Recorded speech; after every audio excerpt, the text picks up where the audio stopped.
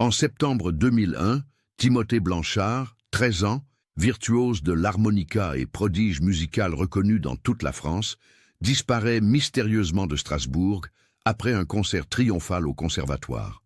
Le garçon venait de signer un contrat avec une maison de disques internationale et semblait destiné à une carrière brillante.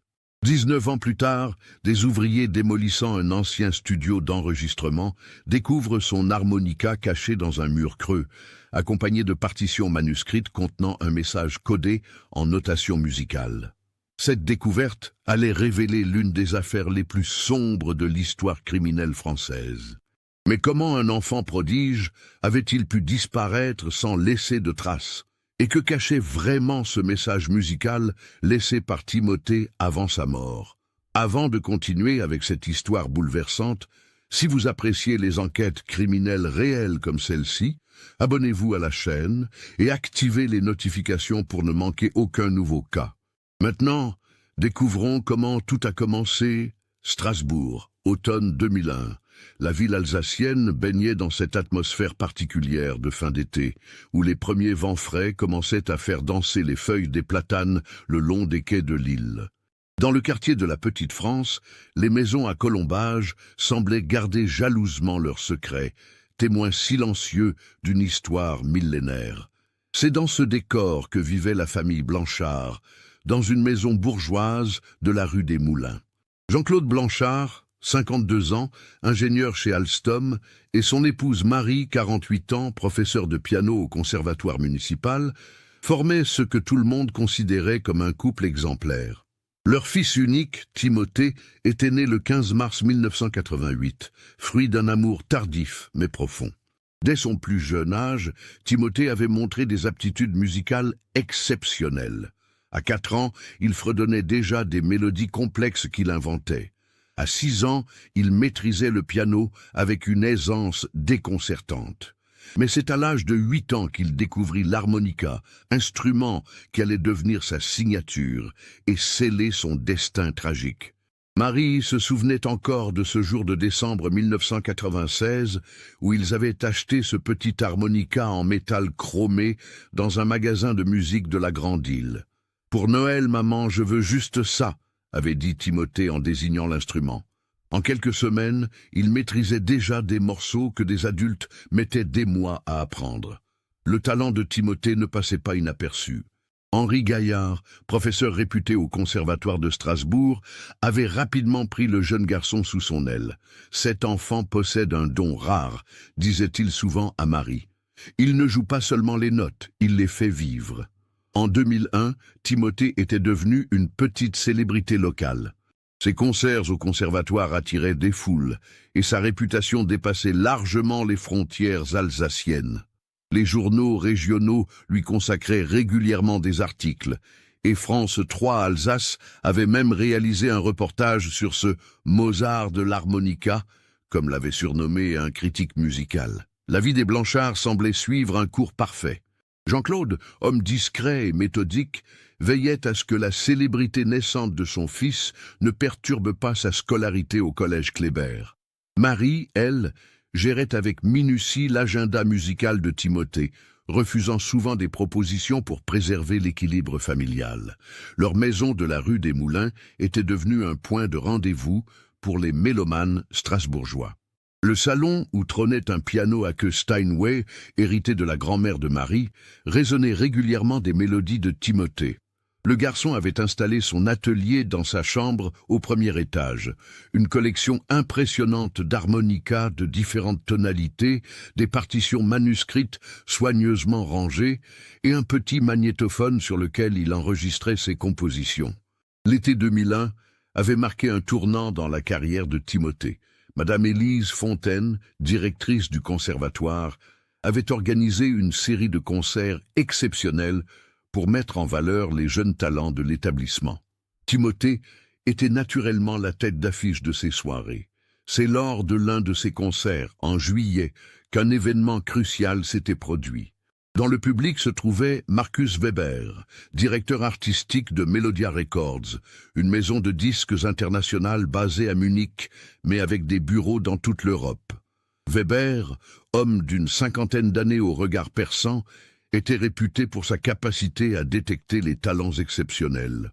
Après le concert, il avait approché la famille Blanchard. « Votre fils possède un talent extraordinaire », avait-il déclaré à Jean-Claude et Marie. « Nous aimerions lui proposer un contrat d'enregistrement. » Les négociations avaient duré tout l'été, ponctuées de réunions à Paris et à Munich.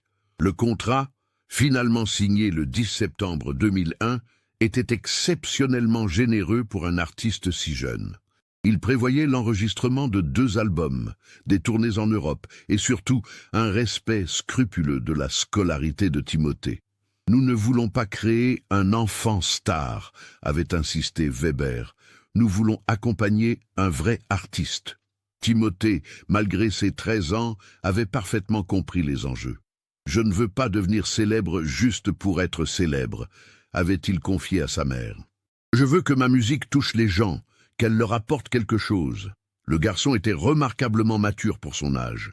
Grand pour ses 13 ans, avec des cheveux châtains bouclés et des yeux verts pétillants d'intelligence, il dégageait une sérénité peu commune. Ses professeurs au collège Kléber vantaient non seulement ses résultats scolaires excellents, mais aussi sa capacité à rester humble malgré sa notoriété grandissante. Ses camarades de classe, loin d'être jaloux, étaient fiers de compter parmi eux ce prodige musical. Timothée n'a jamais eu la grosse tête, se souvenait plus tard Julien Kessler, son meilleur ami.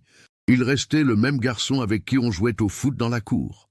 La routine quotidienne de Timothée était parfaitement organisée. Lever à 7 heures, petit déjeuner en famille, cours au collège jusqu'à 16 heures, puis travail musical jusqu'à 18 heures. Les soirées étaient consacrées aux devoirs et à la vie de famille. Les mercredis après-midi et les samedis matins, il suivait ses cours particuliers avec Henri Gaillard au conservatoire. Henri Gaillard, 63 ans, était une figure respectée du monde musical strasbourgeois. Ancien élève du Conservatoire de Paris, il avait abandonné sa carrière de concertiste pour se consacrer à l'enseignement. Timothée était l'élève dont rêve tout professeur, dira-t-il plus tard. Il absorbait tout comme une éponge, mais il apportait aussi sa propre créativité. Le professeur avait remarqué chez Timothée une particularité troublante. Le garçon semblait capable d'improviser des mélodies qui traduisaient parfaitement ses émotions. Quand il était triste, son harmonica pleurait. Quand il était joyeux, l'instrument riait, se souvenait Henri. Cette capacité exceptionnelle avait d'ailleurs attiré l'attention de musicologues. Le professeur Michel Schneider de l'Université de Strasbourg étudiait les compositions de Timothée dans le cadre de ses recherches sur les enfants prodiges. Cet enfant ne se contentait pas de reproduire, expliquait-il. Il créait un langage musical personnel, presque une forme de communication émotionnelle directe. L'appartement des Blanchard était devenu un lieu de pèlerinage pour les amateurs de musique. Marie recevait régulièrement des lettres de fans, des demandes d'interviews, des propositions de concerts. Elle gérait tout cela avec une efficacité remarquable, toujours soucieuse de préserver l'intimité familiale. Jean-Claude, plus réservé, veillait discrètement à ce que cette attention médiatique ne perturbe pas l'équilibre de son fils. « Il faut qu'il reste un enfant », répétait-il souvent. « Le talent ne doit pas voler son enfance. » Les week-ends, la famille avait pour habitude de se promener dans les Vosges. Timothée adorait ces escapades en nature, où il puisait son inspiration. « Les montagnes me donnent des idées de mélodie », confiait-il à ses parents. Il emportait toujours son harmonica lors de ses sorties, et il n'était pas rare de l'entendre jouer en écho dans les vallées. Le 15 septembre 2001, 5 jours après la signature du contrat avec Melodia Records, Timothée devait donner un concert exceptionnel au conservatoire. Ce concert, organisé pour célébrer la rentrée artistique, devait être le dernier avant le début des enregistrements prévus pour octobre. Madame Fontaine avait mis les petits plats dans les grands. L'auditorium de 400 places était complet, avec même une liste d'attente. Dans le public, on comptait des personnalités du monde musical, des journalistes, et bien sûr, Markus Weber, venu spécialement de Munich pour assister à cette soirée. Timothée était dans une forme exceptionnelle. Les répétitions des jours précédents s'étaient parfaitement déroulées. Il avait préparé un programme varié. Des classiques réarrangés pour harmonica, des compositions personnelles, et une surprise qu'il gardait secrète même pour ses parents. La veille du concert, lors du dîner familial, Timothée avait semblé particulièrement serein. « Je sens que demain sera un grand jour », avait-il dit à ses parents. « J'ai l'impression que tout va changer après ce concert. » Ces paroles, anodines sur le moment, prendraient une résonance tragique quelques heures plus tard. Marie se souvenait de cette soirée du 14 septembre comme d'un moment de bonheur parfait. Timothée avait joué quelques morceaux après le dîner et la famille avait regardé ensemble un film à la télévision. Il était détendu, heureux, se remémorait-elle.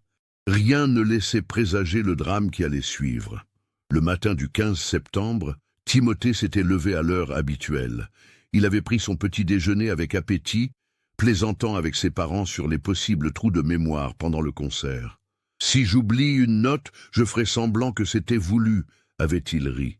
Les cours au collège s'étaient déroulés normalement. Ses professeurs avaient remarqué qu'il semblait concentré, mais sans anxiété particulière. Il gérait la pression comme un professionnel, témoignera plus tard son professeur de français, Madame Dubois. L'après-midi, Timothée était rentré à la maison pour se préparer. Il avait passé 1 heure à réviser ses partitions, puis avait pris une douche et revêtu son costume de concert. Un costume sombre, élégant, que Marie avait fait confectionner spécialement pour l'occasion. Vers 17h30, la famille s'était dirigée vers le conservatoire. Timothée portait sa mallette contenant ses harmonicas, ses partitions et quelques affaires personnelles. Il semblait détendu, discutant avec ses parents des vacances qu'il projetait de passer en octobre, après les premiers enregistrements. Le 15 septembre 2001, 19h45, l'auditorium du Conservatoire de Strasbourg bruissait d'une expectative particulière.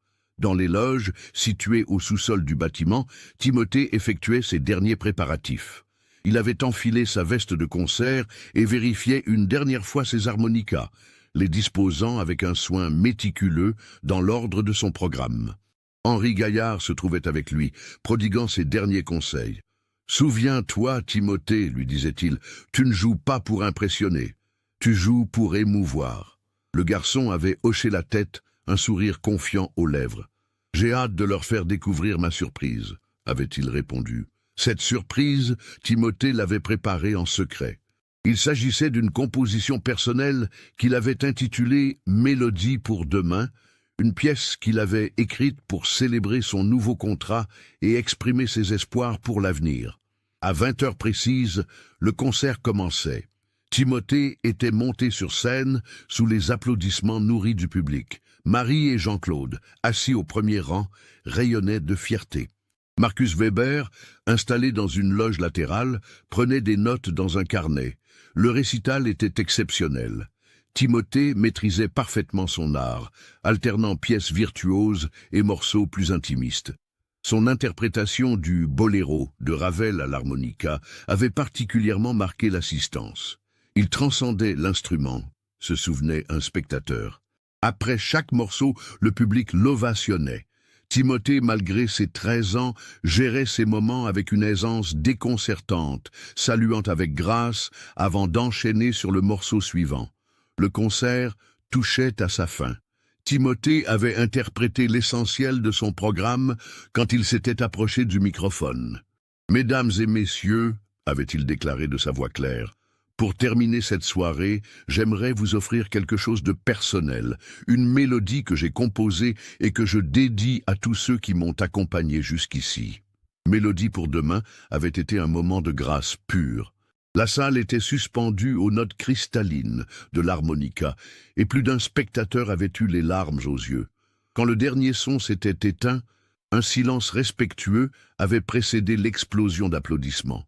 Timothée avait salué longuement, visiblement ému par l'accueil du public. Il était 21h15 quand il avait quitté la scène pour la dernière fois. Dans les coulisses, il avait été félicité par de nombreuses personnes. Marcus Weber s'était montré particulièrement enthousiaste. « Cette composition originale sera parfaite pour ouvrir ton premier album », lui avait-il dit. Madame Fontaine avait organisé une petite réception dans le foyer du conservatoire. Timothée, toujours en costume, circulait parmi les invités, répondant aux compliments avec une modestie touchante. Il avait longuement discuté avec plusieurs musiciens professionnels présents dans l'assistance. Vers 22h30, la réception touchait à sa fin. Les derniers invités prenaient de congé, félicitant une dernière fois le jeune prodige. Marie et Jean-Claude avaient commencé à rassembler les affaires de leur fils. La mallette contenant les harmonicas, les partitions, quelques cadeaux reçus dans la soirée.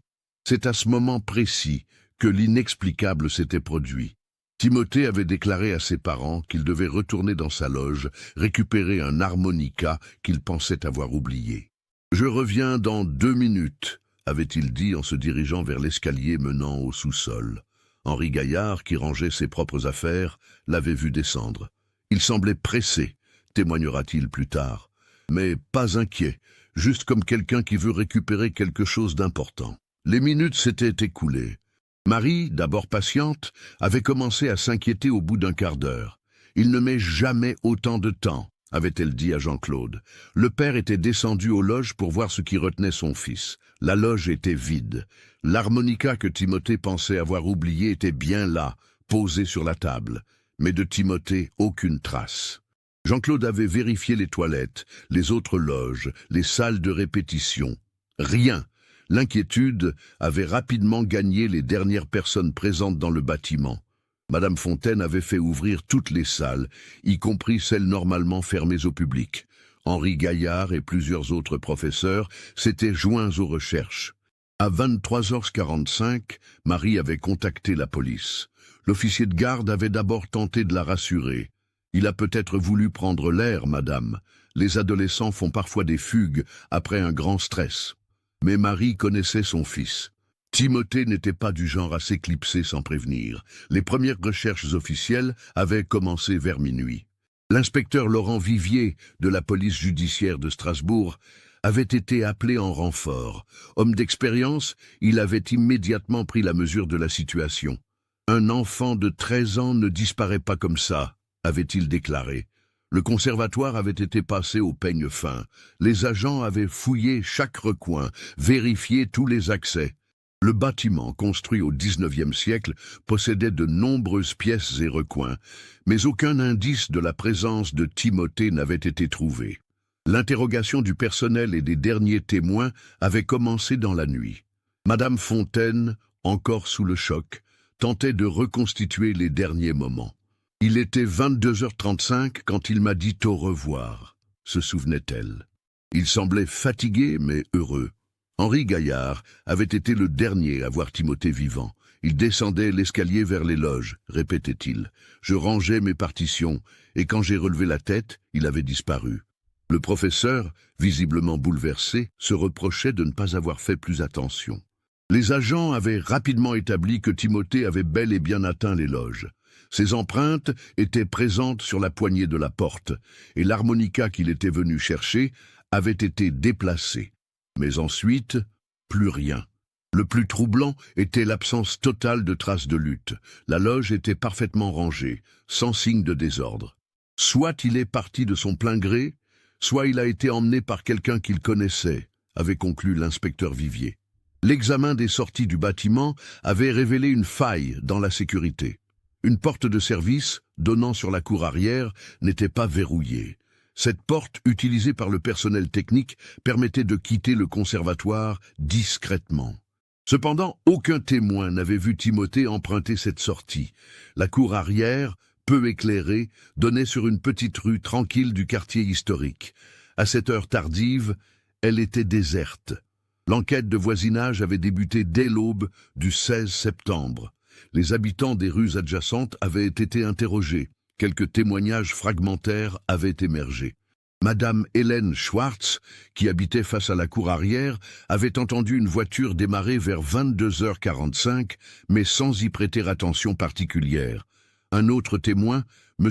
Paul Zimmermann, promeneur nocturne régulier dans le quartier, avait aperçu une camionnette sombre garée rue des Frères vers 22h30. Le véhicule avait disparu quand il était repassé une demi-heure plus tard. Ces éléments, bien que minces, donnaient une première piste aux enquêteurs. Timothée aurait-il été emmené de force? Mais pourquoi?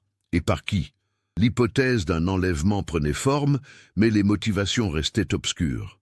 La famille Blanchard, bien que confortablement installée, n'était pas assez fortunée pour justifier une demande de rançon. Et aucun appel de ce type n'était parvenu.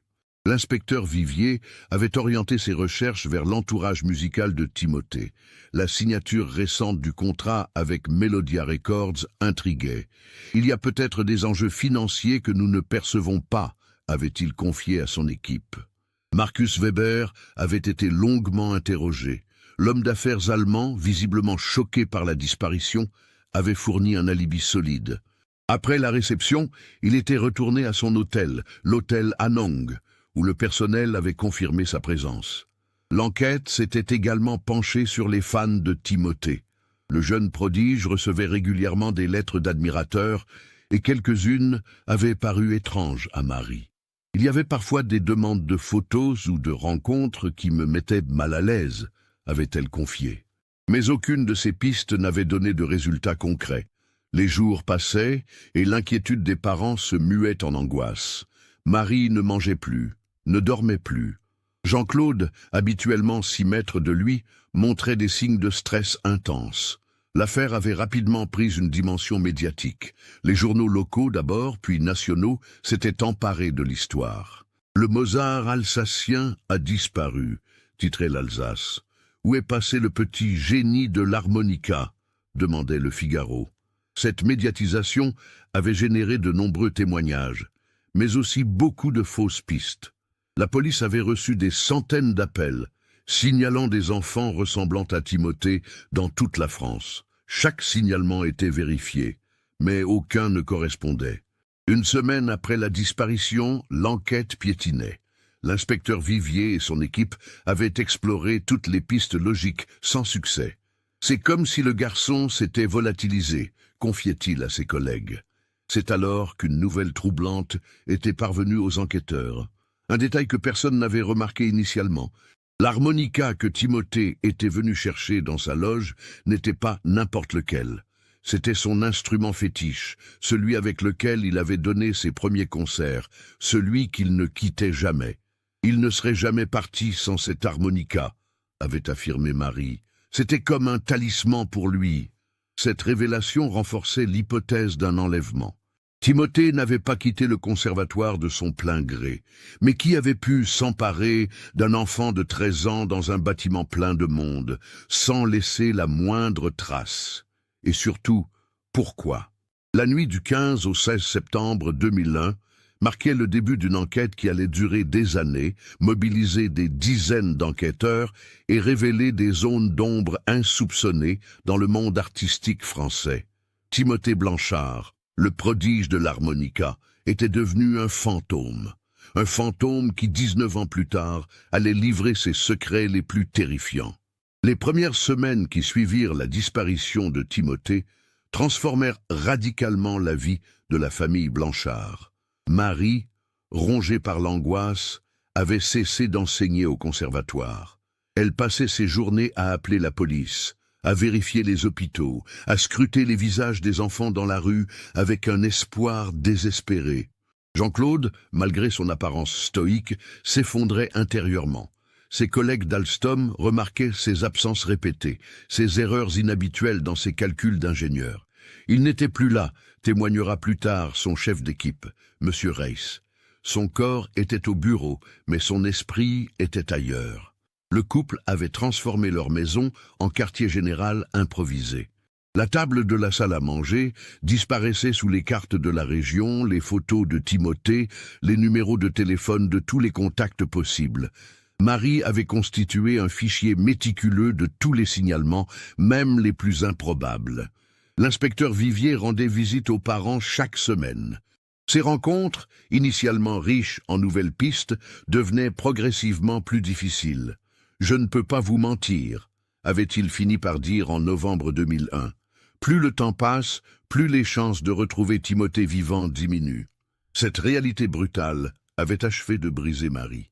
Elle avait commencé à prendre des antidépresseurs, sur conseil de leur médecin de famille, le docteur Muller.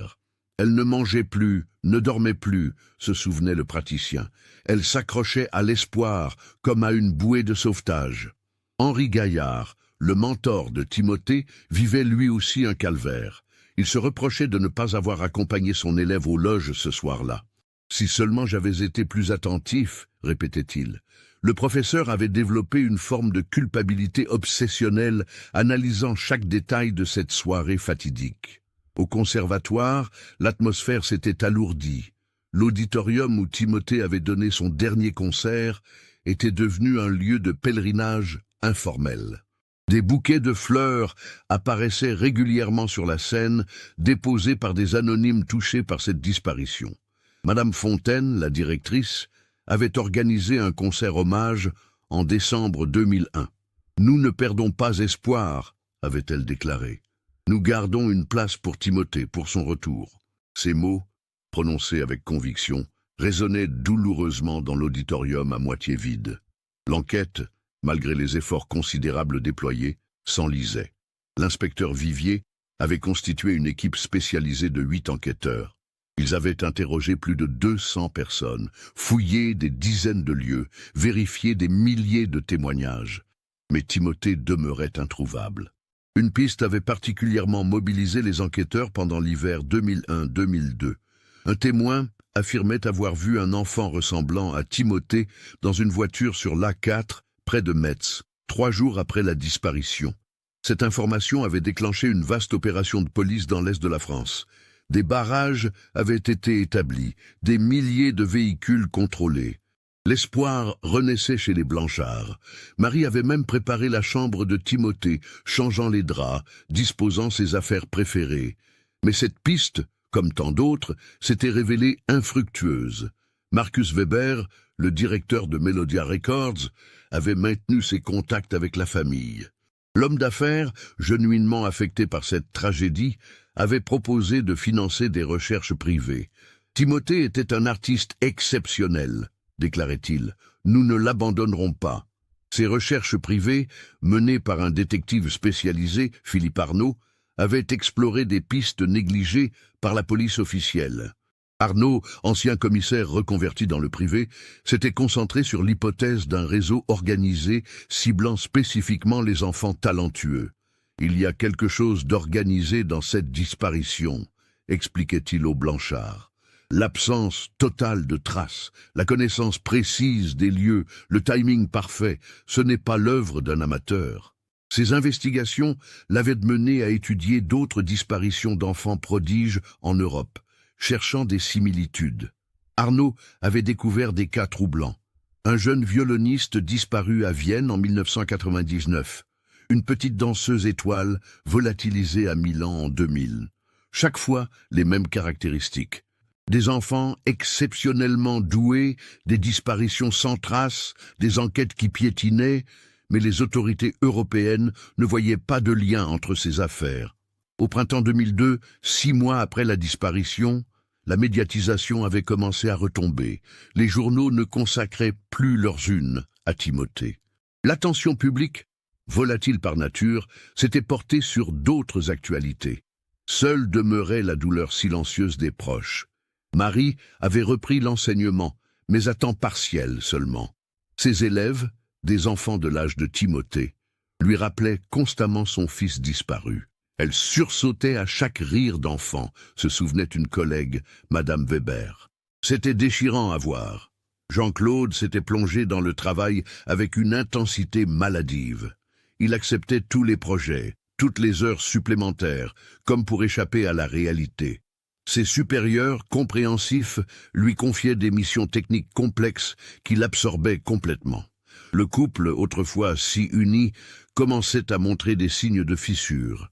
Il ne parlait plus que de Timothée, ressassant les mêmes questions, les mêmes hypothèses. « Nous étions prisonniers de notre douleur », confiera plus tard Marie. « Nous tournions en rond dans notre propre maison. » L'anniversaire de Timothée, le 15 mars 2002, avait été particulièrement éprouvant.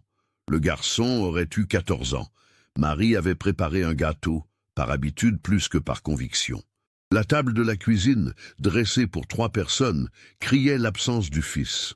Henri Gaillard, était venu leur rendre visite ce jour-là.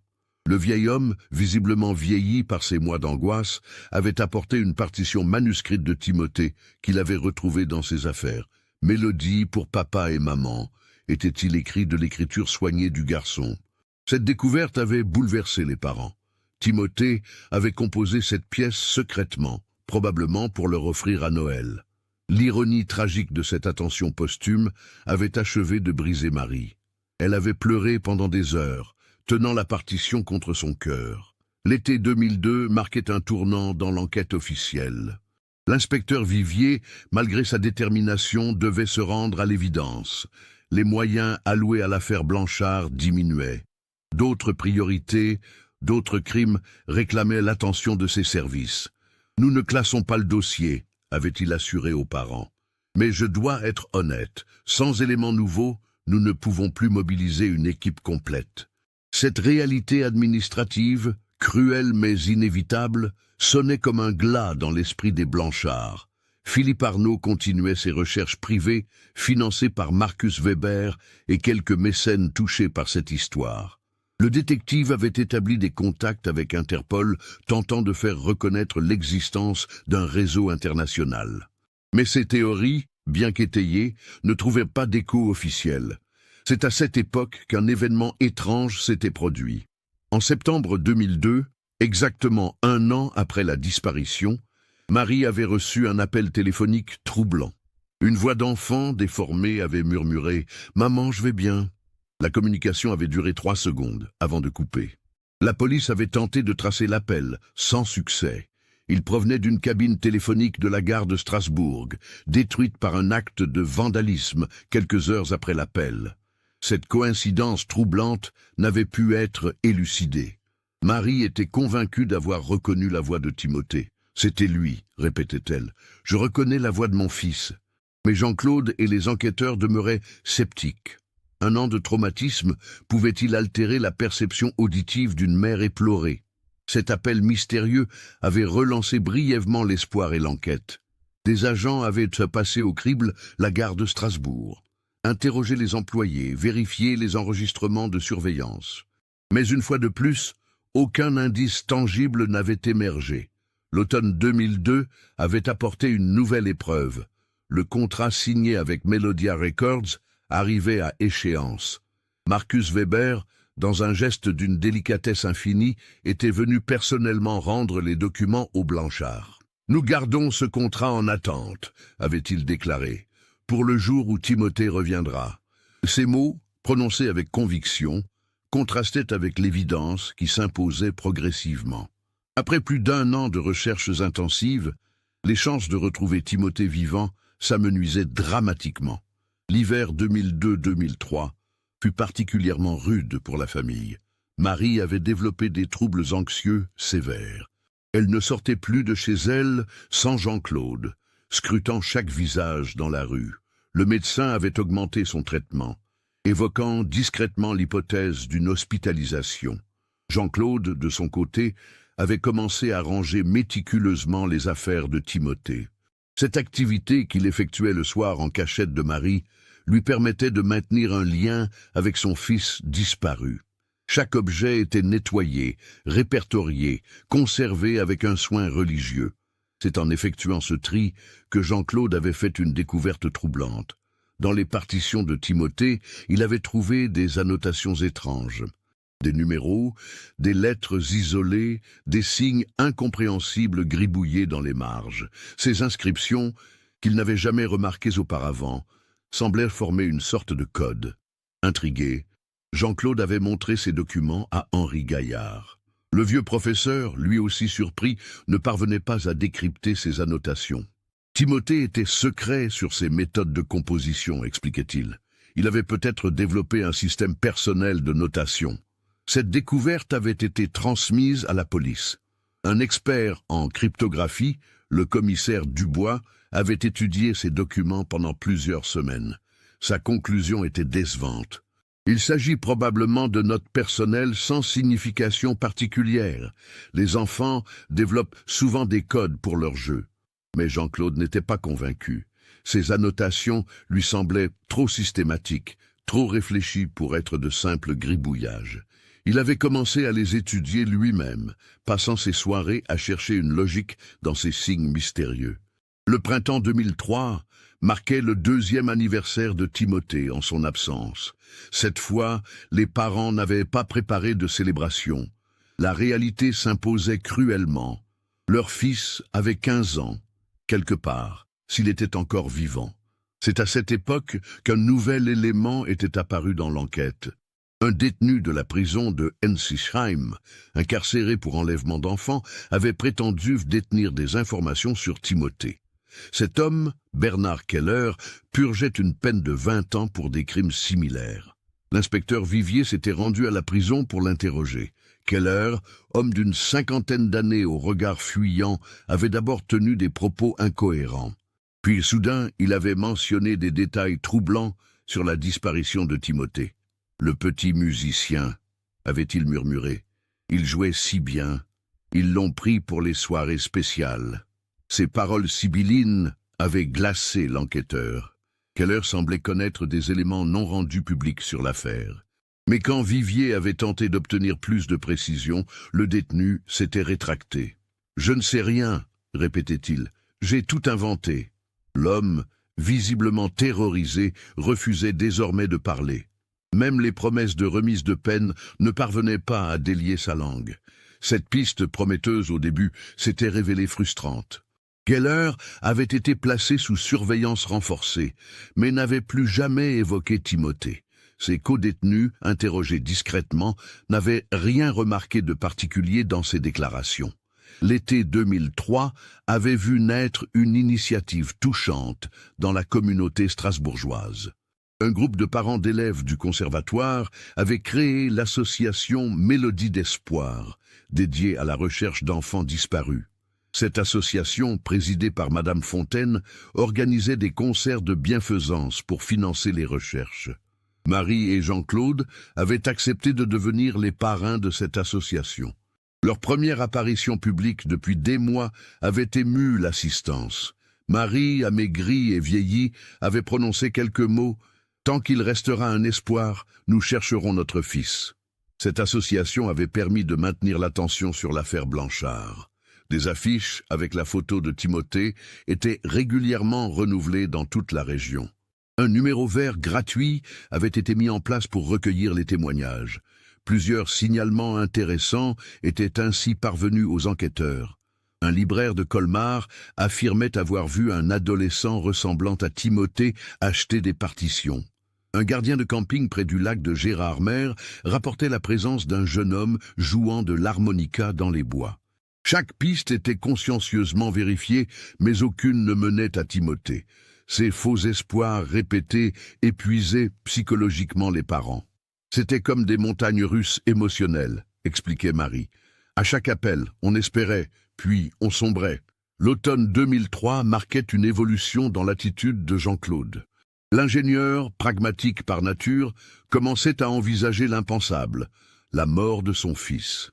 Cette acceptation progressive, qu'il gardait secrète par égard pour Marie, le rongeait intérieurement. Il avait commencé à consulter un psychologue, le docteur Becker, spécialisé dans l'accompagnement des familles de victimes.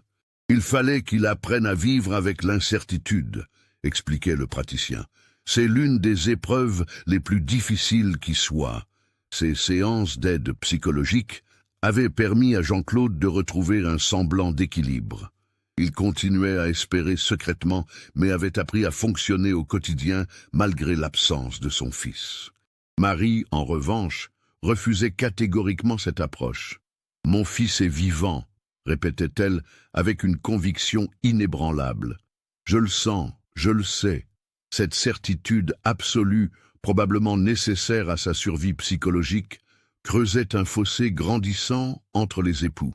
L'hiver 2003-2004 fut marqué par un événement qui bouleversa la famille. Henri Gaillard, le mentor de Timothée, était décédé d'un infarctus en janvier. Le vieil homme, miné par la culpabilité et le chagrin, n'avait jamais surmonté la disparition de son élève prodige. Ses obsèques, au temple Saint-Paul de Strasbourg, avaient rassemblé toute la communauté musicale alsacienne. Marie et Jean-Claude, effondrés, perdaient leur dernier lien direct avec la passion musicale de Timothée. « C'est comme si on nous enlevait Timothée une seconde fois », avait sangloté Marie. Dans ses dernières volontés, Henri Gaillard avait légué tous ses instruments et partitions au conservatoire, avec une clause particulière. Une salle devait être dédiée à la mémoire de Timothée Blanchard. Cette attention posthume avait profondément touché les parents. L'inauguration de la salle Timothée Blanchard avait eu lieu en mars 2004 pour le 16e anniversaire du disparu. Une plaque de bronze gravée d'une portée musicale ornait l'entrée. Disparu, mais non oublié, y était inscrit. Cette cérémonie, émouvante mais douloureuse, marquait une forme d'institutionnalisation de la disparition. Timothée devenait un symbole, une mémoire collective. Mais ses parents continuaient à espérer son retour, refusant de transformer leur fils en monument. Cependant, l'année 2004 allait apporter une découverte qui réveillerait l'enquête et l'espoir des Blanchard. Une découverte qui prouverait que, quelque part, Timothée avait laissé des indices sur son destin tragique. Mais personne, à cette époque, n'imaginait où ces indices étaient cachés, ni les secrets terrifiants qu'il révélerait 17 ans plus tard. Le 23 avril 2020, 19 ans après la disparition de Timothée Blanchard, la rue du Général Rapp à Strasbourg connaissait une activité inhabituelle. Les ouvriers de l'entreprise Hoffmann BTP s'affairaient autour d'un bâtiment délabré qui avait abrité, dans les années 1980 et 1990, les studios d'enregistrement Melodia Sound. Bruno Chevalier, chef d'équipe de 43 ans, supervisait la démolition de cet édifice devenu vétuste. L'immeuble, construit en 1962, devait être rasé pour faire place à un complexe résidentiel moderne.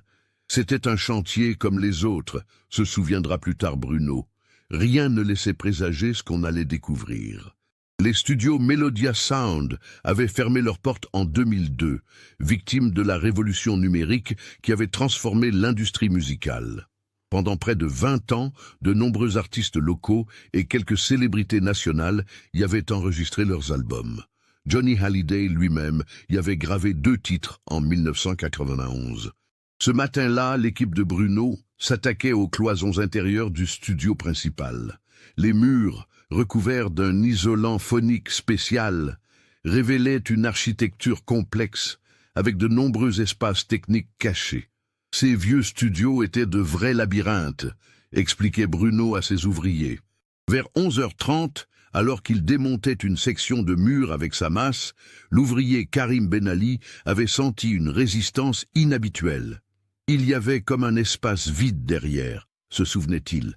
Le son était différent quand je frappais. Intrigué, il avait appelé Bruno pour examiner cette anomalie. En éclairant l'intérieur du mur avec une lampe de poche, Bruno avait aperçu quelque chose de métallique qui brillait dans l'obscurité. « Au début, j'ai pensé à de vieux câbles électriques », racontait-il.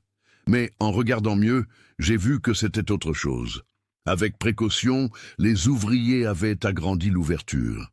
Dans la cavité, soigneusement emballé dans un sac plastique, se trouvait un objet qui allait relancer l'une des enquêtes les plus mystérieuses de Strasbourg. Un harmonica en métal chromé, accompagné de plusieurs feuilles de partitions manuscrites. Bruno, père de 2 enfants, avait immédiatement compris que cette découverte n'était pas anodine. « Qui cache un harmonica dans un mur ?» s'était-il demandé. « Et pourquoi ?» L'instinct lui dictait de prévenir les autorités avant de poursuivre les travaux. L'appel au commissariat central de Strasbourg était parvenu à 12h15. L'agent de permanence, adjudant Sylvie Roussel, avait d'abord pensé à une découverte d'objets anciens sans importance. Mais quand Bruno avait mentionné l'harmonica et les partitions, quelque chose avait fait tilt dans l'esprit de la policière. « Attendez », avait-elle dit à Bruno, « ne touchez à rien. Nous envoyons une équipe immédiatement. » Sylvie se souvenait vaguement d'une affaire ancienne impliquant un jeune musicien disparu. Elle avait consulté les archives et confirmé ses soupçons. Timothée Blanchard, le prodige de l'harmonica, disparu en septembre 2001. La capitaine Sophie Mercier, nouvellement affectée à la police judiciaire de Strasbourg, avait été désignée pour superviser cette découverte. Femme de 38 ans, méthodique et perspicace, elle s'était rendue sur le chantier accompagnée du lieutenant Thomas Klein et d'une équipe de la police technique et scientifique. Dès que j'ai vu cette harmonica, se souvenait la capitaine Mercier, j'ai su que nous avions quelque chose d'important entre les mains. L'instrument, bien que poussiéreux, était en parfait état de conservation. Sur le côté, gravé finement, on pouvait lire TB 2001 pour toujours. Les partitions, rédigées d'une écriture enfantine mais soignée, portaient plusieurs compositions. Certaines étaient reconnaissables, des morceaux que Timothée interprétait régulièrement lors de ses concerts, mais d'autres paraissaient inédites. Et surtout, elles contenaient des annotations mystérieuses dans les marges. La capitaine Mercier avait ordonné la fouille complète de la cavité murale. Les techniciens, équipés d'endoscopes et de détecteurs, avaient découvert que l'espace était plus vaste qu'il n'y paraissait. Dans le fond, ils avaient trouvé d'autres objets. Un carnet de notes, un petit enregistreur à cassette des années 1990 et plusieurs cassettes audio. Ces découvertes avaient été immédiatement placées sous scellé et transportées au laboratoire de police scientifique. L'émotion était palpable dans l'équipe. Après 19 ans de mystère, l'affaire Blanchard rebondissait de manière spectaculaire. La nouvelle était parvenue aux parents de Timothée dans l'après-midi. Marie, aujourd'hui âgée de 67 ans, avait d'abord refusé d'y croire. Encore un faux espoir, avait-elle murmuré à Jean-Claude. Mais quand la capitaine Mercier lui avait décrit l'harmonica, avec sa gravure personnalisée, le doute n'était plus permis. Jean-Claude, maintenant âgé de 71 ans et retraité depuis 10 ans, avait accompagné sa femme au commissariat pour identifier formellement les objets. Le moment où Marie avait tenu l'harmonica de son fils dans ses mains avait été déchirant. « C'est bien le sien », avait-elle sangloté. « Je reconnais cette rayure sur le côté, il l'avait faite en tombant quand il avait 10 ans. » L'identification positive avait déclenché la réouverture officielle de l'enquête. Le procureur de la République de Strasbourg, maître Catherine Bauer, avait confié l'affaire à la capitaine Mercier avec des moyens considérables. « Cette découverte change tout », avait-elle déclaré. « Il faut reprendre l'enquête depuis le début. » Mais c'est l'analyse des cassettes audio qui allait révéler l'ampleur du drame. Dans le laboratoire de police technique, le technicien audiovisuel Mark Stern avait entrepris la numérisation délicate de ces enregistrements vieux de près de 20 ans. La première cassette contenait des exercices musicaux, des gammes que Timothée répétait inlassablement. Sa voix d'enfant, claire et appliquée, résonnait étrangement dans le silence du laboratoire. Do, ré, mi, fa, sol, égrenait-il consciencieusement. La deuxième cassette était plus troublante. On y entendait Timothée interpréter des morceaux complexes, mais avec une qualité d'enregistrement inhabituelle. « Ce n'est pas un enregistrement amateur », avait noté Mark Stern. « La prise de son est professionnelle, faite dans un vrai studio. » Mais c'est la troisième cassette qui avait bouleversé les enquêteurs. Entre les morceaux musicaux, on entendait des bruits de fond inquiétants. Des voix d'adultes parlant en chuchotement, des portes qui claquaient, et surtout la voix de Timothée qui semblait répondre à des questions. « Non, je ne veux pas », l'entendait-on dire à un moment. « Ma maman m'a dit de ne jamais faire ça. » Ces paroles, captées probablement à l'insu des adultes présents, glaçaient le sang des enquêteurs. Timothée avait-il enregistré secrètement ces derniers moments? L'analyse technique des enregistrements avait révélé qu'ils dataient effectivement de septembre 2001, soit de la période de la disparition. Plus troublante encore, l'acoustique correspondait à celle d'un studio d'enregistrement professionnel. Ces cassettes ont été enregistrées ici même, avait conclu Mark Stern. Dans ces studios Melodia Sound, cette révélation avait électrisé l'enquête. Timothée avait bien été emmené dans ce studio après sa disparition du conservatoire. Mais par qui? Et dans quel but? Les annotations mystérieuses sur les partitions prenaient soudain une dimension nouvelle. Étaient-ce des appels au secours codé? La capitaine Mercier avait immédiatement lancé des recherches sur l'historique de ces studios. En 2001, l'établissement était dirigé par Robert Schneider, ingénieur du son réputé, aujourd'hui âgé de 75 ans et retraité dans les Vosges.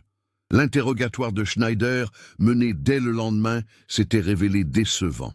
L'homme, visiblement choqué par ces révélations, jurait n'avoir jamais vu Timothée dans ses studios. En septembre 2001, nous étions en pleine restructuration, expliquait-il. Les studios étaient souvent vides le soir et le week-end. Mais les registres des réservations, conservés dans les archives municipales, révélaient des locations suspectes à cette période. Plusieurs créneaux avaient été payés en espèces par un certain Monsieur Weber, sans autre identification. Ce nom, identique à celui du directeur de Melodia Records, avait immédiatement alerté les enquêteurs. Marcus Weber, aujourd'hui âgé de 70 ans et toujours actif dans l'industrie musicale, avait été convoqué d'urgence depuis Munich. L'homme, sous le choc de ces révélations, niait catégoriquement toute implication. « Quelqu'un a utilisé mon nom », affirmait-il. « C'est une machination. » Pourtant, les preuves s'accumulaient. L'analyse des cassettes avait révélé la présence de plusieurs voix d'adultes, dont une avec un léger accent allemand. De plus, les compositions inédites de Timothée semblaient avoir été arrangées pour des interprétations en petit comité, dans un cadre intime. C'est en analysant plus finement le carnet de notes que l'enquête avait pris un tournant dramatique. Les annotations de Timothée, d'abord incompréhensibles, révélaient peu à peu leur logique. Le garçon avait développé un code basé sur la notation musicale pour transcrire des noms, des dates, des lieux. Le cryptanalyste Philippe Moreau, spécialiste appelé en renfort, avait passé plusieurs jours à décrypter ces messages. Quand il avait enfin trouvé la clé du code, sa découverte avait sidéré toute l'équipe d'enquête. Timothée avait consigné les noms de ses ravisseurs, leurs habitudes, et surtout la nature épouvantable de ce qu'on lui faisait subir. Concert privé samedi, déchiffrait-on dans une page. Hommes riches regardent et touchent. Plus loin, ils disent que si je joue bien, ils me ramèneront à maman. Et enfin, cette phrase glaçante, ils mentent. Julien avant moi a été tué quand il a refusé.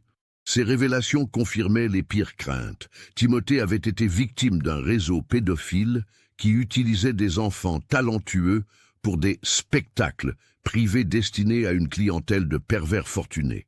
Le garçon, conscient du danger, avait tenté de rassembler des preuves contre ses bourreaux, mais comment avait-il réussi à cacher ces éléments dans le mur du studio?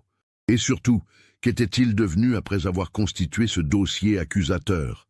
Les dernières pages du carnet allaient révéler les circonstances tragiques de sa mort et l'identité de ceux qui avaient transformé un prodige musical en victime de la barbarie humaine. L'enquête venait de prendre une dimension que personne n'avait imaginée. Derrière la disparition de Timothée se cachait un crime organisé d'une ampleur terrifiante, impliquant des personnalités respectées et des réseaux internationaux. Et l'harmonica, retrouvée dans ce mur, n'était que la première pièce d'un puzzle macabre qui allait ébranler toute la région. L'analyse approfondie du carnet de Timothée révélait progressivement l'ampleur du cauchemar qu'avait vécu l'enfant. Les enquêteurs découvraient un système rodé, une organisation criminelle d'une sophistication glaçante. Le décryptage des notes, effectué par Philippe Moreau, avançait page par page, dévoilant chaque jour de nouveaux détails horrifiants. Vendredi soir, Monsieur K. et ses amis, déchiffrait-on dans une entrée datée du 21 septembre 2001. Ils m'ont fait jouer au clair de la lune en sous-vêtements. Ils ont dit que c'était artistique. Monsieur K. a pris des photos. Plus loin, samedi, grand concert. 15 hommes en costume. Ils sentent l'alcool et le cigare. La capitaine Mercier, malgré ses années d'expérience en criminologie, était bouleversée par ces révélations. Nous découvrions l'enfer d'un enfant, consigné de sa propre main, confiera-t-elle plus tard. Timothée tentait de garder une trace de ses bourreaux, comme s'il savait que ces preuves seraient un jour nécessaires. L'identification des protagonistes mentionnés dans le carnet mobilisait toute l'équipe. Monsieur K. revenait régulièrement dans les notes. Monsieur Weber également. Mais les enquêteurs commençaient à comprendre qu'il ne s'agissait probablement pas du vrai Marcus Weber, directeur de Melodia Records. Quelqu'un utilisait délibérément son identité, expliquait la capitaine Mercier. C'était une façon de brouiller les pistes tout en donnant une façade respectable à cette organisation. Cette usurpation d'identité expliquait pourquoi les premières enquêtes avaient piétiné. L'analyse des cassettes audio progressait parallèlement. Mark Stern, le technicien audiovisuel, avait isolé plusieurs voix distinctes sur les enregistrements. « Nous avons au moins 4 adultes différents », rapportait-il. 3 hommes et une femme, cette dernière semblant superviser les séances. La voix féminine était particulièrement troublante. On l'entendait donner des instructions à Timothée d'un ton maternel trompeur. « Allez, mon chéri, joue ce morceau pour nos invités. Tu sais que tu es notre petit artiste préféré. » Cette manipulation psychologique révoltait les enquêteurs. L'expertise vocale, confiée au laboratoire de Marseille, tentait d'identifier ces voix. Les spécialistes travaillaient avec des échantillons de mauvaise qualité, mais certaines caractéristiques vocales étaient exploitables. L'homme avec l'accent allemand a une voix grave et rocailleuse, notait l'expert. Il semble âgé, probablement entre 50 et 60 ans en 2001. Pendant ce temps, l'enquête de terrain s'intensifiait. La capitaine Mercier avait constitué une équipe de 8 enquêteurs spécialisés dans les crimes contre les mineurs. Leur mission, reconstituer le fonctionnement de ce réseau et identifier ses membres. Les recherches sur l'historique des studios Melodia Sound révélaient des éléments troublants. Entre 1998 et 2002, l'établissement avait connu une période financière difficile. Robert Schneider, le propriétaire, avait multiplié les locations à des prix bradés pour maintenir son activité. « Je louais à n'importe qui, du moment qu'on me payait », avouait Schneider lors de son second interrogatoire. Des groupes amateurs, des particuliers qui voulaient enregistrer leurs enfants, je ne posais pas de questions. Cette négligence avait permis au réseau criminel d'opérer en toute discrétion. L'examen des comptes bancaires des studios révélait des versements suspects. Entre septembre et décembre 2001, plusieurs virements importants avaient été effectués depuis des comptes offshore. Ces sommes étaient largement supérieures aux tarifs habituels de location, notait l'enquêteur financier. Ces transactions menaient vers des sociétés écrans basées aux îles Caïmans et au Luxembourg. Nous avions affaire à une organisation structurée, expliquait la capitaine Mercier. Ces gens avaient les moyens de leurs ambitions criminelles. L'analyse du carnet de Timothée révélait aussi des détails géographiques. Le garçon mentionnait des déplacements, voyages en voiture, 2 heures de route, ou encore maison avec grand jardin et piscine. Ces indications laissaient penser que le réseau opérait dans plusieurs lieux. Une note particulièrement troublante datée du 28 septembre 2001 décrivait « Nouvelle maison, très isolée. J'entends les trains au loin. Ils disent qu'ici personne ne m'entendra crier. » Cette description correspondait à la région frontalière entre l'Alsace et l'Allemagne, près des voies ferrées internationales. L'enquête s'orientait donc vers cette zone géographique. Les gendarmes des Vosges du Nord et du Bas-Rhin furent mobilisés pour identifier les propriétés isolées correspondant à cette description. Nous cherchions une maison bourgeoise avec piscine, située près d'une ligne de chemin de fer, expliquait le lieutenant Klein. Parallèlement, l'analyse des partitions musicales retrouvées apportait d'autres révélations. Certaines compositions de Timothée avaient été annotées par une main adulte, tempo plus lent pour les faits, ou accent dramatique sur cette note. Ces indications prouvaient que les spectacles étaient soigneusement chorégraphiés. Il transformait ce gamin en objet de spectacle, s'indignait la capitaine Mercier. Chaque détail était calculé pour maximiser l'impact sur leur public de pervers. Cette professionnalisation du crime révélait une expérience certaine de la part des organisateurs. Le décryptage du carnet progressait et révélait l'évolution psychologique de Timothée en captivité. Ses premières notes étaient confuses, empreintes d'incompréhension. Pourquoi ils me gardent ici? Ils disent que maman va venir. Puis, graduellement, la réalité s'imposait. Ils mentent. Maman ne sait pas où je suis. Une entrée datée du 5 octobre 2001 marquait un tournant. J'ai compris. Ils ne me libéreront jamais. Je dois prendre des preuves pour que la police les arrête un jour.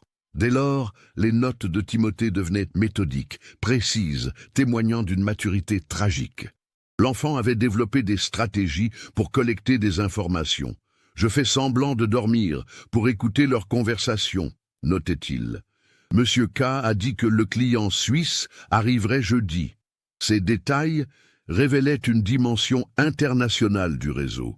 L'identification du mystérieux Monsieur K mobilisait particulièrement les enquêteurs. Ce personnage revenait constamment dans les notes de Timothée, semblant jouer un rôle central dans l'organisation. Monsieur K décide de tout, écrivait l'enfant. Les autres lui obéissent. Une note du 12 octobre apportait un élément crucial. Monsieur K a parlé au téléphone en allemand. Il a dit « Klaus » plusieurs fois. C'est peut-être son prénom. Cette piste linguistique orientait les recherches vers la communauté germanophone de la région. L'enquête de voisinage dans les zones frontalières s'intensifiait. Les gendarmes interrogeaient les habitants des villages isolés, montrant des photomontages de Timothée vieilli. « Auriez-vous vu cet enfant entre septembre et décembre 2001 » demandait-il systématiquement. C'est dans le village de Lembach, près de la frontière allemande, qu'un premier témoignage significatif émergea. Madame Gertrude Hoffmann, aujourd'hui âgée de 82 ans, se souvenait d'événements étranges, à l'automne 2001. Il y avait cette grande maison sur la colline, racontait-elle. Elle était vide depuis des années, et soudain, il y a eu de l'activité. Des voitures qui montaient le soir, de la musique qu'on entendait parfois. Cette description correspondait aux notes de Timothée sur la maison isolée. La propriété en question, le château de Fleckenstein rénové en résidence privée, appartenait à une société luxembourgeoise. Encore une société écran, constataient des enquêteurs. Les recherches dans les registres commerciaux révélaient une cascade de propriétaires fictifs. L'inspection de cette propriété, autorisée par mandat judiciaire, se déroula le 15 mai 2020. La maison, inoccupée depuis plusieurs années, portait encore les traces d'aménagements suspects. Il y avait une cave insonorisée, rapportait le lieutenant Klein, et des barreaux aux fenêtres du sous-sol. Plus troublant encore, les techniciens découvrirent des traces de sang dans cette cave, malgré les années écoulées. L'analyse ADN, confiée au laboratoire de Lyon, confirmerait plus tard que ce sang appartenait à Timothée Blanchard. Cette découverte macabre donnait une dimension nouvelle à l'enquête. Nous ne cherchions plus un enfant disparu, expliquait la capitaine Mercier. Nous enquêtions désormais sur un meurtre. L'espoir ténu que nourrissaient encore les parents s'effondrait définitivement. Marie Blanchard, informée de cette découverte, s'était effondrée. « Au moins, maintenant, nous savons », avait-elle murmuré à travers ses larmes. « Mon petit garçon n'a plus mal. » Jean-Claude, lui, restait prostré, incapable de parler. L'analyse de la cave révélait d'autres éléments troublants. Des chaînes étaient scellées dans le mur, témoignant de l'enfermement des victimes. Cette pièce était conçue comme une prison, concluait l'expert en criminalistique. Le carnet de Timothée décrivait effectivement cet endroit. Cave froide et humide, chaîne à ma cheville. Je peux juste atteindre le matelas et le seau. Ces détails, d'une précision horrible, correspondaient parfaitement aux découvertes des enquêteurs. Mais c'est la dernière partie du carnet qui allait révéler les circonstances exactes de la mort de Timothée. Une série d'entrées datées de novembre 2001 décrivait la dégradation de sa situation et son plan désespéré d'évasion. « Il se lasse de moi », écrivait-il le 15 novembre. « Monsieur K dit que je deviens trop grand, que les clients préfèrent les plus jeunes. » Puis, le 20 novembre, j'ai entendu qu'ils vont se débarrasser de moi après le week-end. Je dois m'échapper avant. L'enfant avait élaboré un plan d'évasion minutieux. Pendant le concert de samedi, je vais casser une corde de piano pour faire une clé, détaillait-il. Quand ils seront occupés avec les invités, j'essaierai d'ouvrir la porte de la cave.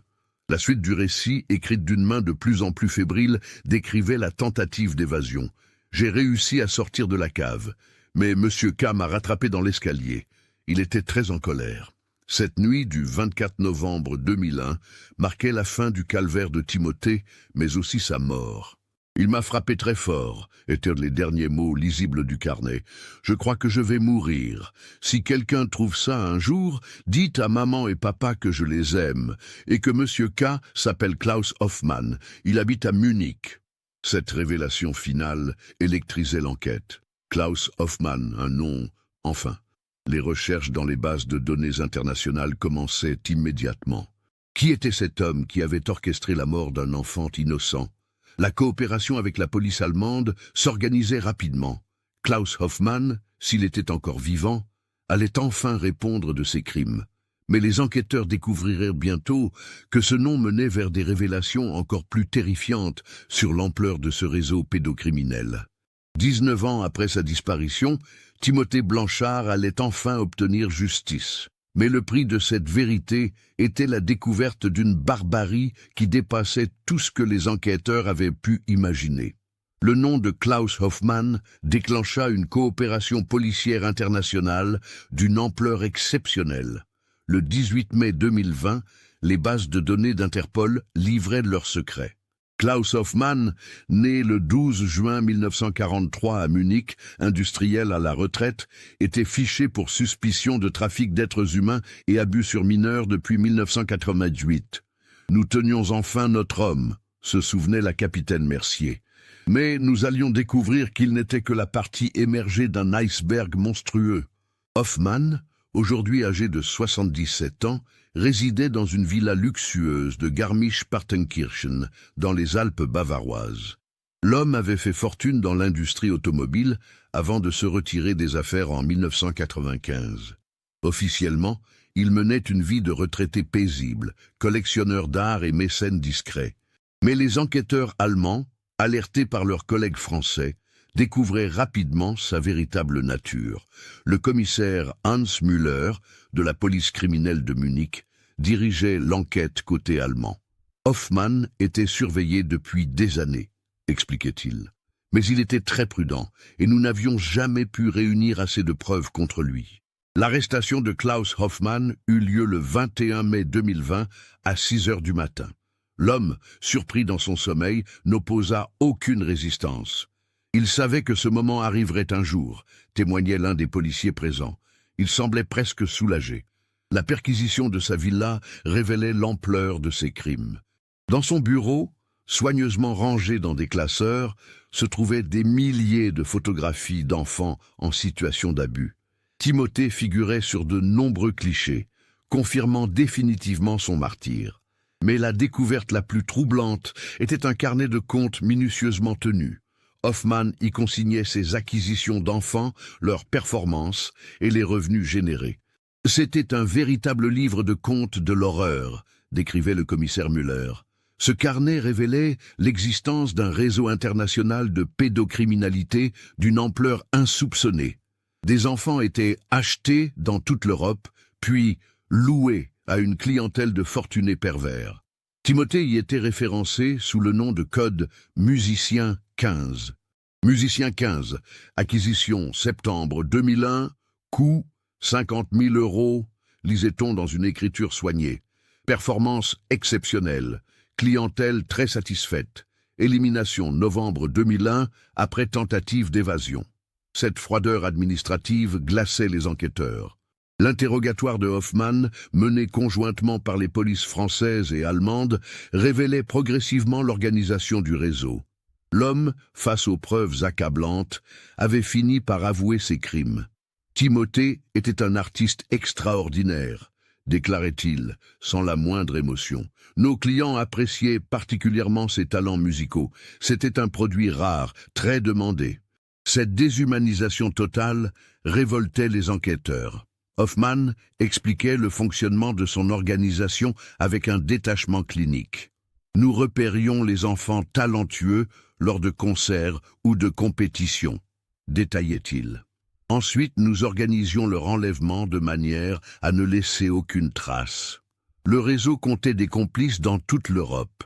Des rabatteurs identifiaient les cibles, des intermédiaires organisaient les enlèvements, des gérants s'occupaient des enfants captifs. C'était une entreprise comme une autre, affirmait Hoffmann avec un cynisme révoltant. La méthode utilisée pour Timothée était particulièrement élaborée. Nous savions qu'il donnerait un concert ce soir-là, expliquait Hoffman. Notre complice au conservatoire nous avait prévenus de l'organisation de la soirée. Cette révélation foudroyait les enquêteurs français. Il y avait donc un complice parmi l'entourage de Timothée. Quelqu'un qui connaissait ses habitudes, son planning, ses déplacements, quelqu'un en qui la famille avait confiance. La femme dont on entend la voix sur les enregistrements, poursuivait Hoffman, c'était notre contact local. Elle travaillait au conservatoire et nous renseignait sur les enfants prometteurs. Cette trahison ajoutait une dimension supplémentaire à l'horreur. Les enquêteurs français reprenaient fiévreusement leurs investigations sur l'entourage de Timothée. Qui parmi les employés du conservatoire avait pu collaborer avec ces criminels? La liste était heureusement courte. Seulement 6 femmes travaillaient dans l'établissement en 2001. L'analyse vocale des enregistrements, comparée aux échantillons de voix des suspects, révélait rapidement l'identité de la traîtresse. Sylvie Brenner, secrétaire administrative du conservatoire de 1998 à 2003, était formellement identifiée comme la voix féminine des cassettes. Sylvie Brenner, aujourd'hui âgée de 58 ans et employée dans une école privée de Colmar, fut arrêtée le 25 mai 2020. La femme, confrontée aux preuves, s'effondrait rapidement sous les questions des enquêteurs. « Il me payait 5 000 € par enfant signalé », avouait-elle en pleurant. « Je ne savais pas qu'il les tuait. Je pensais qu'il les gardait juste quelques mois avant de les relâcher. » Cette naïveté affichée ne trompait personne. Brenner révélait comment elle avait facilité l'enlèvement de Timothée. « Je lui ai dit que Marcus Weber voulait le voir dans les studios pour préparer son premier album, expliquait-elle. Le garçon m'a fait confiance et m'a suivi. J'avais garé ma voiture dans la cour arrière du conservatoire, poursuivait-elle. Quand Timothée est descendu aux loges, je l'ai emmené par la sortie de service. Il ne se méfiait de rien. J'étais comme une tante pour lui. » Cette reconstitution expliquait enfin la disparition mystérieuse de Timothée. L'enfant avait été victime de la personne en qui il avait le plus confiance après ses parents et son professeur. Cette trahison ajoutait une cruauté supplémentaire au crime. Brenner décrivait ensuite le transport vers les studios Melodia Sound. « Klaus Hoffman nous attendait là-bas avec 2 autres hommes », se souvenait-elle. Quand Timothée a compris qu'il n'y aurait pas d'enregistrement, il a commencé à pleurer et à appeler sa maman. « Ils l'ont emmené dans la cave du studio », continuait-elle. « Moi, je suis parti avec mon argent, je ne voulais plus rien savoir. » Cette lâcheté révoltait les enquêteurs, qui mesuraient l'ampleur de la souffrance infligée à l'enfant. L'interrogatoire révélait que Brenner avait signalé d'autres enfants talentueux au réseau. Il y a eu Émilie, la petite danseuse de 8 ans, en 1999, avouait-elle, et Lucas, le violoniste, en 2000. Ces noms correspondaient aux disparitions non élucidées évoquées par le détective Arnaud. L'enquête prenait une dimension européenne. Les polices de plusieurs pays étaient alertées, les dossiers d'enfants disparus réexaminés. Nous découvrions l'existence d'un véritable commerce d'êtres humains, expliquait la capitaine Mercier. Hoffman, toujours aussi détaché, révélait l'organisation de ces spectacles. Nous louions des lieux discrets pour organiser des soirées privées, détaillait-il. La clientèle payait entre 10 000 et 50 000 € pour assister à nos présentations. Timothée était notre vedette, continuait-il. Ses talents musicaux ajoutaient une dimension artistique à nos événements. Les clients appréciaient cette sophistication. Cette perversion de l'art révoltait profondément les enquêteurs. Les derniers moments de Timothée étaient reconstitués grâce aux aveux de Hoffman. L'enfant était devenu rebelle, expliquait-il. Il refusait de se produire, tentait de s'échapper. Nous avons dû prendre des mesures drastiques. Le soir du 24 novembre 2001, pendant une soirée à la villa de Lembach, Timothée a essayé de s'enfuir, racontait Hoffman. Je l'ai rattrapé dans l'escalier. Dans la lutte, il est tombé et s'est fracassé le crâne sur les marches de pierre. Il était encore vivant, poursuivait le criminel, mais nous ne pouvions pas appeler de médecin, nous l'avons laissé mourir dans la cave. Cette barbarie achevait de dépeindre la monstruosité de ces individus. Hoffmann décrivait ensuite la dissimulation du corps. « Nous l'avons enterré dans la forêt, près de la frontière allemande », expliquait-il. « Mais d'abord, j'ai récupéré son harmonica et ses partitions. C'étaient des preuves compromettantes. Pourquoi les avoir cachées dans le studio plutôt que de les détruire ?» demandèrent les enquêteurs. « Par prudence », répondait Hoffmann. « Si mes complices me trahissaient un jour, ces preuves auraient pu me servir de monnaie d'échange. » Cette logique criminelle expliquait la conservation des éléments dans le mur du studio. Hoffmann avait constitué involontairement le dossier qui allait le confondre 19 ans plus tard. Les révélations de Hoffmann et Brenner permettaient enfin de reconstituer entièrement le calvaire de Timothée Blanchard. L'enfant prodige, trahi par une personne de confiance, avait vécu 2 mois d'horreur avant de mourir en tentant de reconquérir sa liberté. Mais l'enquête ne s'arrêtait pas là. Le carnet de Hoffmann mentionnait de nombreux autres complices, une clientèle internationale, des victimes par dizaines. La justice allait devoir démanteler entièrement ce réseau de l'horreur pour rendre justice à toutes les victimes. Timothée Blanchard, le petit prodige de l'harmonica, avait finalement obtenu sa vengeance posthume. Ses notes secrètes, cachées dans un mur pendant 19 ans, révélaient au monde l'existence de monstres en costume-cravate qui transformaient l'innocence en marchandise.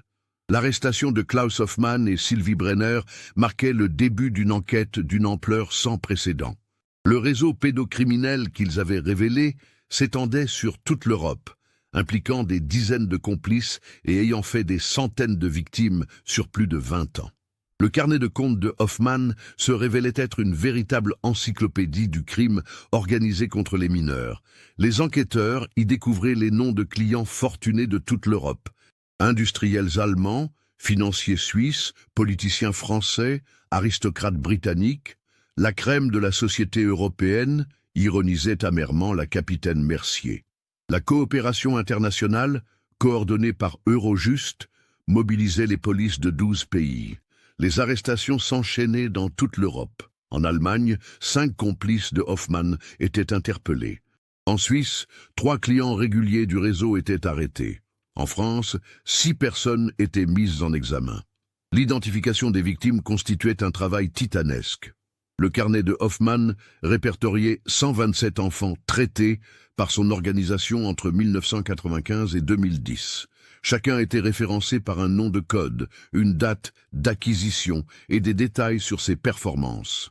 Émilie Dubois, la danseuse 8 du carnet, avait effectivement disparu de Lyon en novembre 1999. Lucas Martel, le violoniste 12, s'était volatilisé de Toulouse en mars 2000. Les familles de ces enfants, contactées par les enquêteurs, revivaient le cauchemar qu'elles avaient vécu des années plus tôt. « Nous pensions que notre fille s'était noyée dans le Rhône », sanglotait Madame Dubois. Apprendre la vérité 20 ans plus tard, c'est un mélange de soulagement et d'horreur. Ces retrouvailles avec la réalité rouvraient des blessures mal cicatrisées. L'analyse des comptes bancaires du réseau révélait des montants stupéfiants. Entre 1995 et 2010, l'organisation avait généré plus de 50 millions d'euros de chiffre d'affaires. C'était une entreprise criminelle d'une rentabilité exceptionnelle, constataient les enquêteurs financiers. Les biens de Hoffmann, estimés à 15 millions d'euros, étaient immédiatement saisis. Sa villa de Garmisch-Partenkirchen, ses comptes en Suisse, ses œuvres d'art, tout était confisqué pour dédommager les familles des victimes. Le procès, qui s'ouvrit à Strasbourg en septembre 2021, marquait l'aboutissement de cette enquête hors norme. Klaus Hoffmann, âgé de 78 ans, comparaissait pour assassinat, enlèvement, séquestration, viol et torture sur mineurs en bande organisée. Sylvie Brenner était jugée pour complicité de tous ces crimes. La femme, effondrée, ne cessait de répéter « Je ne savais pas qu'il les tuait ». Mais les preuves de sa participation active à l'organisation des spectacles démentaient ces dénégations. Marie et Jean-Claude Blanchard, aujourd'hui âgés de 68 et 72 ans, assistaient au débat comme partie civile. 20 ans après la disparition de leur fils, ils découvraient enfin la vérité sur son destin tragique. Voir ces monstres face à face était nécessaire, témoignait Marie. pour comprendre, pour faire notre deuil, pour que Timothée soit enfin vengé. Jean-Claude, lui, gardait un silence digne, serrant la main de sa femme à chaque révélation terrible. Le témoignage le plus poignant fut celui de Céline Hoffmann, la fille de Klaus, qui avait rompu tout contact avec son père en apprenant ses crimes. « J'ai découvert que l'homme qui m'avait élevé était un monstre », déclarait-elle à la barre. « Je demande pardon aux familles des victimes pour les crimes de cet homme. » Philippe Arnaud, le détective privé qui avait soupçonné l'existence du réseau dès 2002, témoignait également. « J'avais identifié les similitudes entre plusieurs disparitions, expliquait-il. Mais personne ne voulait croire à l'existence d'une organisation si vaste. L'expertise psychiatrique de Hoffmann révélait un pervers narcissique d'une intelligence redoutable. Il ne manifeste aucune empathie pour ses victimes, concluait le psychiatre. Il les considérait réellement comme des objets destinés à satisfaire sa clientèle. Les témoignages des rares victimes survivantes glaçaient l'assistance.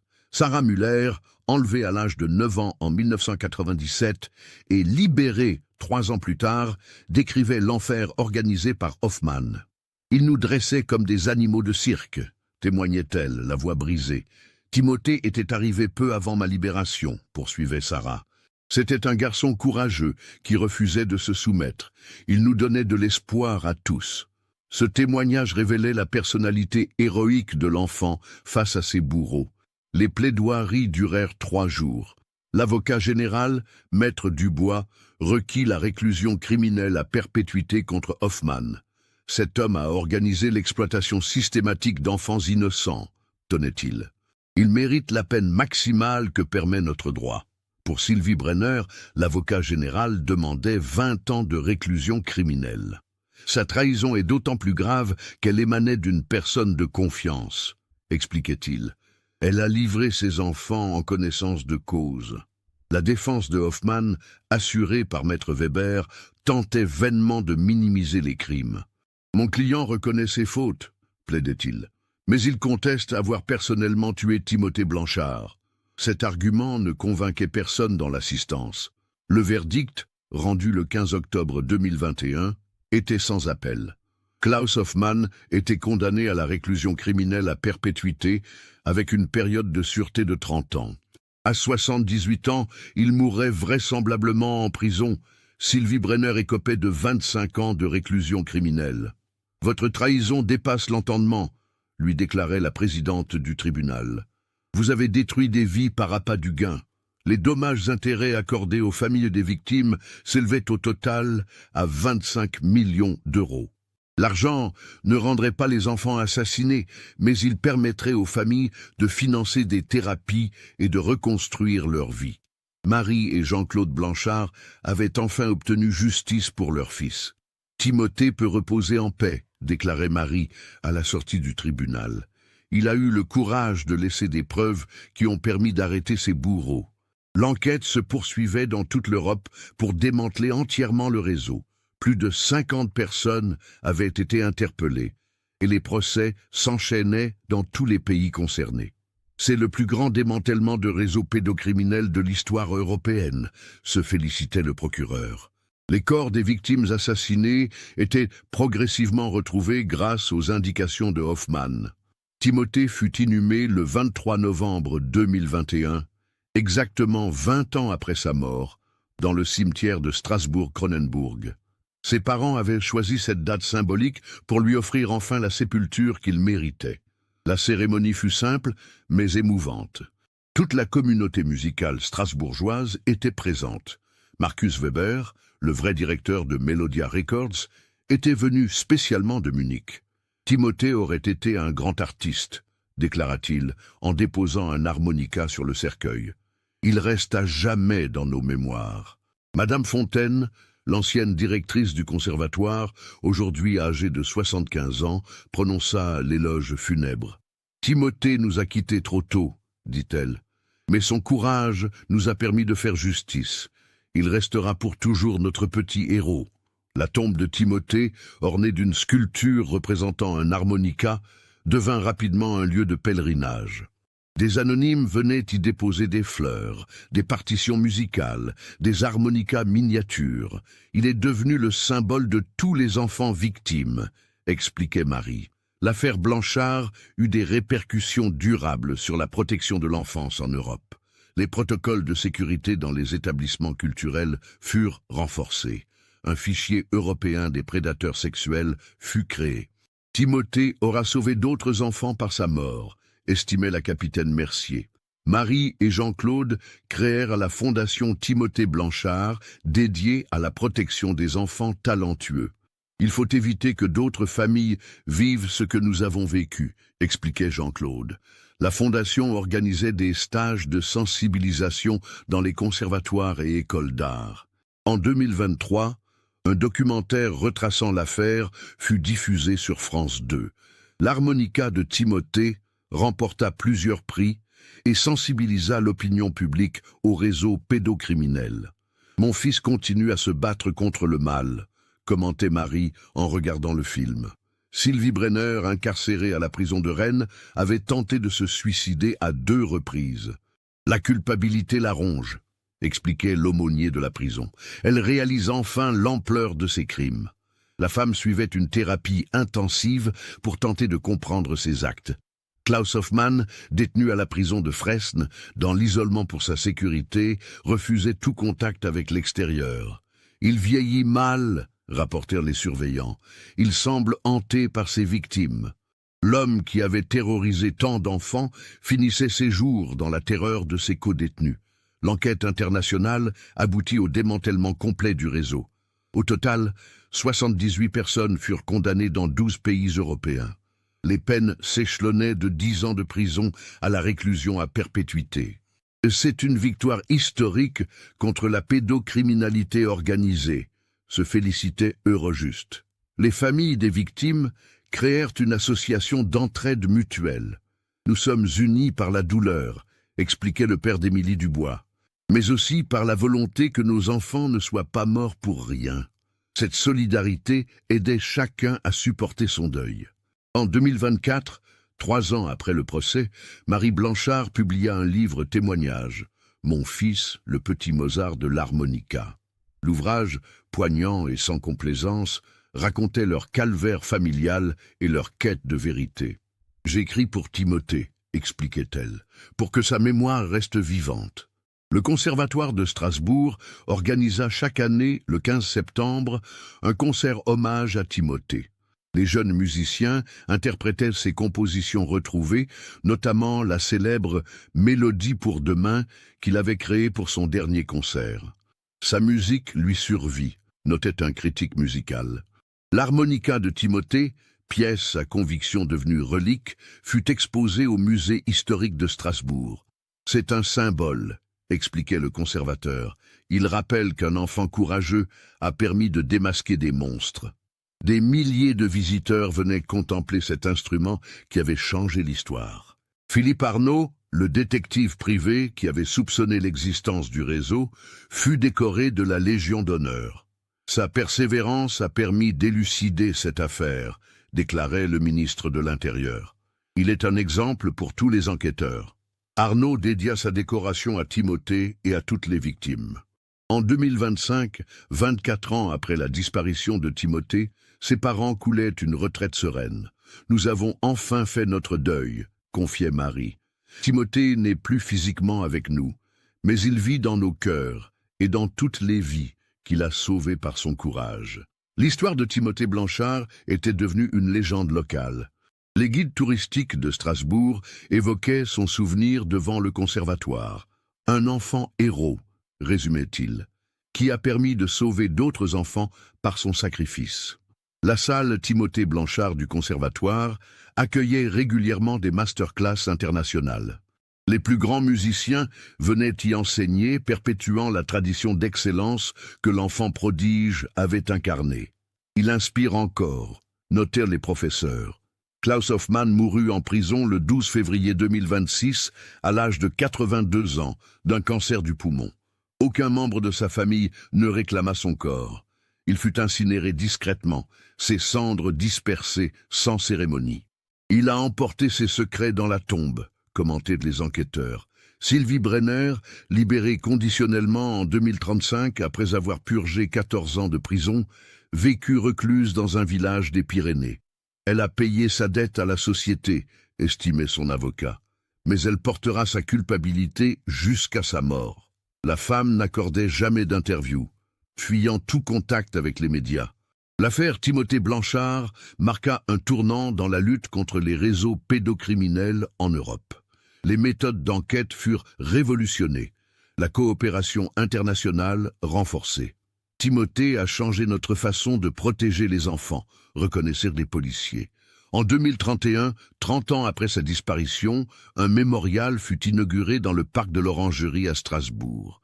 La sculpture, représentant un enfant jouant de l'harmonica, portait cette inscription: « À Timothée Blanchard et à tous les enfants victimes, leur courage éclaire nos ténèbres. » Marie et Jean-Claude, désormais octogénaires, assistèrent à l'inauguration entourés de leurs petits-enfants. « Timothée aurait aimé voir ça, » murmura Marie, « savoir que son histoire aide à protéger d'autres enfants. » Le couple avait trouvé la paix après 3 décennies de souffrance et de combat pour la justice.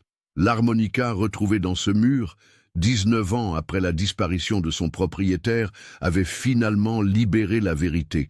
Timothée Blanchard, le petit prodige de 13 ans, était devenu le symbole universel de la résistance, de l'innocence face à la barbarie. Son dernier message, codé en notation musicale, résonnait encore dans les couloirs de la justice européenne. Cette histoire nous montre comment un enfant, face à l'horreur absolue, a trouvé le courage de laisser des preuves pour confondre ses bourreaux. Timothée Blanchard n'est pas mort en vain. Son sacrifice a permis de sauver d'innombrables autres enfants et de démanteler l'un des plus vastes réseaux criminels de l'histoire moderne. Qu'avez-vous pensé de cette enquête exceptionnelle? Aviez-vous perçu les indices semés par Timothée tout au long de son calvaire? Partagez vos réflexions dans les commentaires. Si cette histoire vous a touché, n'oubliez pas de vous abonner à la chaîne et d'activer les notifications pour découvrir d'autres enquêtes qui révèlent la face cachée de notre société. Laissez votre like si ce récit vous a marqué et partagez-le avec ceux qui s'intéressent aux affaires criminelles réelles. Car derrière chaque disparition d'enfant se cache peut-être un Timothée qui attend encore que justice soit rendue.